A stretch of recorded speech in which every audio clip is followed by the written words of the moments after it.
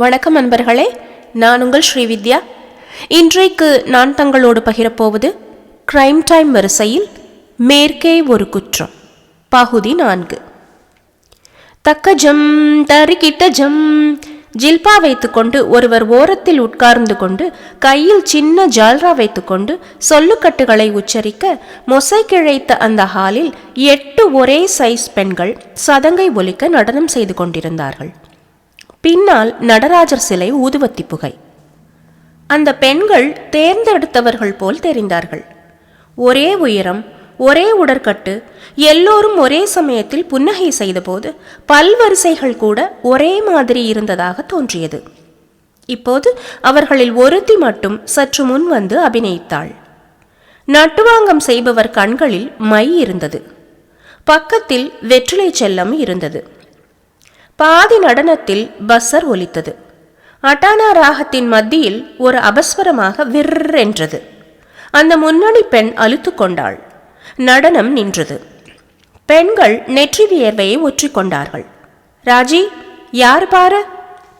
ராஜி நடனமாக நடந்து சென்று பார்த்து திரும்பி வந்து, யாரோ கணேஷாம், லாயராம், உங்களை பார்க்கணுமாம் என்றாள். சட், என்ன ஒரு டிஸ்டர்பன்ஸ், வர சொல்லு. கணேஷும் வசந்தும் உள்ளே நுழைந்தார்கள். மிஸ் ரேணுகா? எஸ் என்றாள் எரிச்சலுடன். நமஸ்காரம், என் பேர் கணேஷ், இது வசந்த். உங்களை பற்றி நான் அடிக்கடி பேப்பரில் படிச்சிருக்கேன். உங்கள் பர்ஃபார்மன்ஸையும் பார்த்துருக்கேன். நேரில் சந்திக்கிறதுக்கு விஷயம் என்னன்னு சொல்லுங்க. We are very busy right now. ரேணுகாவுக்கு எல்லா சினிமா நடிகைகளின் சாயலும் இருந்தது. முந்தானையை இடுப்பில் சொருகியிருந்தாள். நல்ல சிவப்பு, சின்ன உதடுகள். கன்னத்தில் இருந்த ரோஜா நிறம் இயற்கையானதாகப்பட்டது. நடன உடை மார்பை விரசமில்லாமல் எடுத்து காட்டியது. இடுப்பு ஒரு கைப்பிடிக்குள் அடங்கிவிடும் போல் இருந்தது. வசந்த் அந்த பெண்கள் வரிசையை ஒவ்வொருவராக பார்த்தான். தீபா இவர்கள் போலத்தான் இருந்தாள். உங்க குரூப்ல இருந்த தீபாங்கிற பெண்ணை பற்றி விசாரிக்க வந்தோம். தீபாவின் பெயரை கேட்டதும் ரேணுகாவின் முகம் மாறியது. அவ இறந்து போயிட்டா ஒரு விபத்துல. தெரியும். இப்ப என்ன கேட்கணும் உங்களுக்கு? அவளை பத்தி சில விவரங்கள். நாங்க இப்ப நடன ஒத்திகை பார்த்துக்கிட்டு இருக்கோம். அரை மணி வெயிட் பண்றீங்களா? தாராளமா என்றான் கைகடிகாரத்தை பார்த்து. வெளியில விசிட்டர்ஸ் ரூம் இருக்கு, அங்கே. ஓஎஸ். விசிட்டர்ஸ் ரூமில் அவர்கள் காத்திருக்க அந்த பழைய வீக்லியை புரட்டினான். கலாராதனாவை பற்றி கலர் படங்களுடன் ஒரு கட்டுரை பிரசுரமாயிருந்தது. இதோ தீபா என்று அந்த போட்டோவில் காட்டினான். 8 பெண்களுடன் ஓரத்தில் நின்று கொண்டிருந்தாள். பொறுக்கி எடுத்தாப்ல குட்டிகள் ஒவ்வொன்றும் கண்ணை பறிக்கிறது என்றான் வசந்த். இங்கே வந்து வம்பு ஏதாவது ஆரம்பிச்சியோ? சேச்சே, உள்ளே ஜல் ஜல் என்றது. இது என்ன டான்ஸ்? குச்சிப்புடி. பேரே ஒரு பெண்ணை எங்கோ தொடர மாதிரி இருக்கே. Shut up. 10:30க்கு கோர்ட்ல இருக்கணும் பாஸ்.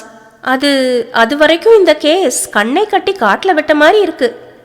அந்த வாசனை வசந்த், அந்த வாசனை, அது என்ன? அரக்கா, கற்பூரமா, சர்க்கரை எரியர் வாசனையா? எல்லாம் கலந்தடிச்சாப்ல ஒரு வாசனை. அது என்ன வாசனைன்னு தெரிஞ்சு நமக்கு என்ன லாபம்? கணேஷ் யோசனையில் இருந்தான். வசந்த் சிரித்து, டிக்கெட் வாங்கி வைக்கிறேன்னு தைரியமா சொல்லிட்டீங்க. எங்கே டிக்கெட்? ட்ரெயின் டிக்கெட்டா, பிளேனா, டிராமா டிக்கெட்டா, ஃபுட்பால் மேட்சா? 15 நாள் தானே இருக்குன்னு ஒரு தடவை அந்த ஆள் சொன்னான், ஞாபகம் இருக்கா? 15 நாளைக்கு அப்புறம் ஏதாவது முக்கியமான நிகழ்ச்சி இருக்கா? கலை விழா, புது படம்? அப்படி இருக்கும்னு நான் நினைக்கல. வேற என்ன சொல்ல தெரியல. எதுக்கும் இன்னைக்கு சாயங்காலம் வர எதுவும் கண்டுபிடிக்கலன்னா ஆட்டம் க்ளோஸ். அந்த ரூபாய் நோட்டை விசிறிட்டு வந்ததை பற்றி போலீஸ் கிட்ட சொல்லிட்டு அம்பேல் வாங்கிட வேண்டியதுதான். கணேஷ் சிகரெட் பற்ற வைத்தான்.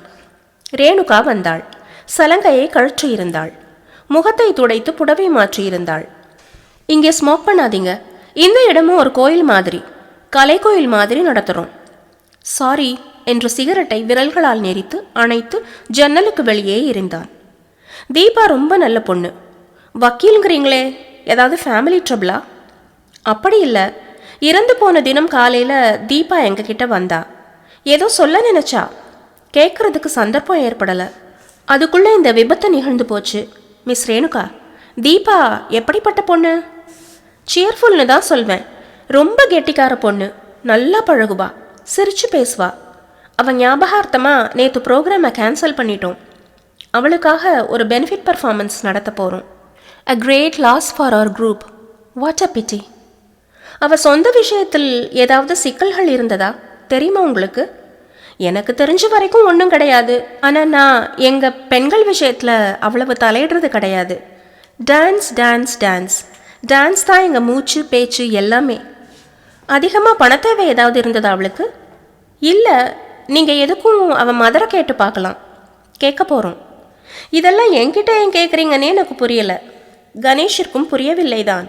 சுற்றுமுற்றும் பார்த்தான். வசந்த், உங்கள் டான்ஸ் தான் எனக்கு ரொம்ப பிடிக்கும், சமீபத்தில் பார்த்தேன் என்றான். எங்கே பார்த்தீங்க? அண்ணாமலை ஹாலில். அங்கே டான்ஸ் ஆடி 5 வருஷம் ஆச்சு. சாரி, கலைவாணர் அரங்கத்தில்? சிரித்தாள். அங்கேயும் நான் ஆடினதில்லை. நீங்கள் எங்களை அனாவசியமாக புகழ வேண்டியதில்லை. புகழெல்லாம் எனக்கு நிறைய வந்தாச்சு. வேற ஏதாவது கேட்கணுமா? வசந்த் முகம் மாறினான். கணேஷ், ஒரே ஒரு கேள்வி. தீபா எங்கேயாவது போகிறதா உங்ககிட்ட சமீபத்தில் எப்போவாவது சொன்னாளா? இல்லையே. இன்ஃபேக்ட் 15 நாளில் எங்கள் குரூப் வெளிநாட்டுக்கு போகிறோம். தீபாவும் வர்றதா இருந்தா. Poor girl. கணேஷ் பிரகாசமானான். வெளிநாட்டுக்கா? ஆமாம், ஜெர்மனி, ஃப்ரான்ஸ், இங்கிலாந்து. ஒரு கல்ச்சுரல் எக்ஸ்சேஞ்ச் ப்ரோக்ராம். தீபாவுக்கு பாஸ்போர்ட் டிக்கெட்டெல்லாம் வாங்கிட்டோம். இப்போது வேற ஒரு பொண்ணை அழைச்சிட்டு போகலாம்னா டைம் அதிகம் இல்லை, ட்ரை பண்ணிக்கிட்டு இருக்கோம். கணேஷ் எழுந்தான். ரொம்ப தேங்க்ஸ், உங்கள் நேரத்தை வீணாக்கிட்டேன் என்றான். பரவாயில்ல, உங்கள் பேர் என்ன? வசந்த். மிஸ்டர் வசந்த், நாங்கள் கடைசியாக பர்ஃபார்மன்ஸ் கொடுத்தது கலாக்ஷேத்ராவில் என்று சிரித்தாள். Good bye. Good bye. வெளியில் வந்ததும் சரியான படி வாரிட்டா என்றான் வசந்த். எப்பவுமே உன் அணுகல் முறை வேலை செய்யும்னு நினைக்காத வசந்த். ஒரு முக்கியமான தகவல் கிடைச்சிருக்கு பாரு. அவங்க 15 நாளில் ஜெர்மனி போகிறாங்க. என்ன அர்த்தம்? வசந்த் யோசித்து, அந்த ஆளுங்க நம்ம டிக்கெட் வாங்க சொன்னது ஜெர்மனிக்கா? ஆமாம். வசந்த் விசிலடித்தான். சில்லறை நிறைய ஆகுமே பாஸ். அப்புறம் பாஸ்போர்ட், வீசா? ஜெர்மனிக்கு வீசா கிடையாது. என்ன உளறல்! இப்போ நம்ம ஜெர்மனிக்கு போக போகிறோமா? வேடிக்கையாக இருக்கே. இரு, யோசிக்கிறேன். கணேஷின் கார் விரைந்தது. நேற்று இரவு அந்த தனி இடத்தில், அந்த ஷெட்டில் அந்த குரலுடன் பேசியது ஞாபகம் வந்தது. டிக்கெட்டெல்லாம் ரெடி பண்ணிடுவியா? முன்பணம் வேணுமா? இன்னும் 15 நாள் தானே இருக்கு. டிக்கெட் வாங்கினதும் எனக்கு தகவல் தெரிவி, பணம் கொடுத்துடலாம். என்ன பாஸ்? வசந்த், இது பெரிய கோஷ்டி. வெளிநாட்டில் எல்லாம் கனெக்ஷன் இருக்குன்னு நினைக்கிறேன். பாஸ், துடிக்குது எனக்கு. அப்போ நாம் ஜெர்மனி, ஃப்ரான்ஸ் எல்லாம் போக போகிறோமா? இல்லை வசந்த், விஷயம் அவ்வளோ சுலபம் இல்லை. ஏன் இல்லை? அந்த ஆள் என்ன சொன்னா? டிக்கெட் வாங்கிட்டு பணம் தந்துடுறேன்னா உடனே பாஸ்போர்ட்டுக்கு மனு போட்டுடலாம். எனக்கு பாஸ்போர்ட் ஆஃபீஸில் ஒரு ஆளை தெரியும். 4 நாளில் வாங்கிடலாம். எவனோ பணம் கொடுக்கறான். ஒரு தர்ம சவாரி அடிச்சுட்டு தான் வரலாமே பாஸ். கேனத்தனமாக பேசாத வசந்த். நாம் அங்கே போகிறதா இருந்தாலும் எதுக்கு போகிறோம்னு தெரிஞ்சுக்க வேண்டாமா?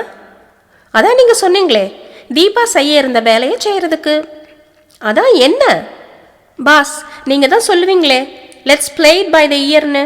போக போக புரியும். அங்கே போனால் புரிஞ்சிடுறது எதுக்காக அனுப்பிச்சிருக்காங்கன்னு. படக்குன்னு பதுங்கிடலாம்.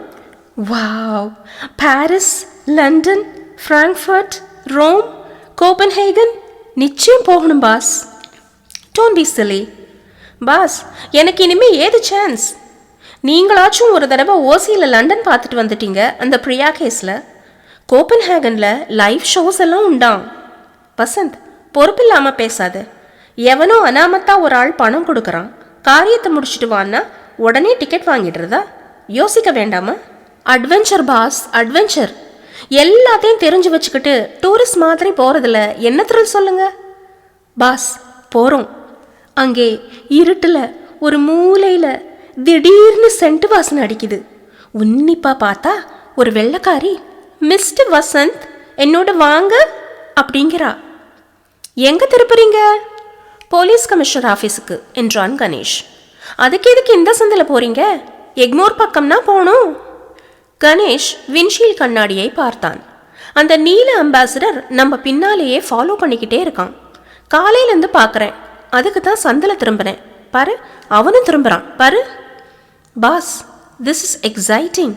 மெட்ராஸ்லேயே இந்த வேலையெல்லாம் நடக்கிறதுன்னா வெளிநாட்டில் இப்போ என்ன செய்ய போகிறோம்? மவுண்ட் ரோடில் ஒரு இடத்துல பார்க் பண்ண போகிறேன். ஏர் இண்டியா அலுவலகத்தின் முன் நிறுத்தினான். காரை பூட்டிவிட்டு நிதானமாக உள்ளே சென்றார்கள். வரவேற்பில் இருந்த பெண்ணிடம் பிரான்ஸ் தேசத்து பர்ஃப்யூம் வாசனை அடித்தது. மே ஐ ஹெல்ப் யூ என்றாள். இங்கிருந்து ஜெர்மனிக்கு டிக்கெட் எவ்வளோ ஆகும் என்றான். One way or return? Return hopefully. Just a second. Miss, toilet எங்கிருக்கு என்றான். நேராக போய் வலது பக்கம் திரும்புங்கள் என்றாள். வா வசந்த் என்றான். எனக்கு வரல பாஸ். வாடாண்ணா. நேராக போனார்கள். வலது பக்கம் திரும்பவில்லை. நேராக போய்கொண்டே இருந்தான் கணேஷ். வசந்த் சந்தேகத்துடன் தொடர டைப்ரைட்டர் ஒலித்த ஆபீஸ் அறைகளை கடந்து கட்டடத்தின் பின்புறம் கதவை திறந்து வெளிப்பட்டார்கள். கண்டாமுண்டா சாமான்கள். ஒரு ஏர் இண்டியா லாரி நின்று கொண்டிருந்தது. ஒரு ஷெட் தெரிந்தது. இடுப்புயர காம்பவுண்ட் சுவர் தெரிந்தது. கணேஷ் அதில் ஏறி அந்த பக்கம் குதித்தான். பேசாம என் பின்னாடி வா. அங்கிருந்து ஒரு சந்தை பிடித்து சாலைக்கு வந்து முதலில் கிடைத்த டாக்ஸியை நிறுத்தி வசந்துடன் ஏறிக்கொண்டு எக்மோர் போப்பா, கமிஷனர் ஆஃபீஸ் என்றான். வசந்த், இப்ப புரியுது பாஸ். அவங்க ஃபாலோ பண்ணாம இருக்கிறதுக்காக இந்த ஜாகிரதை. ஜெர்மனிக்கு போகத்தான் தீர்மானம் பண்ணிட்டீங்களாக்கும்னு நினைச்சேன். இன்னும் இல்லை என்றான். அன்பர்களே, இத்துடன் இந்த பகுதி முடிகிறது. மீண்டும் தங்களை அடுத்த பகுதியில் சந்திக்கிறேன். அதுவரை நன்றி, வணக்கம்.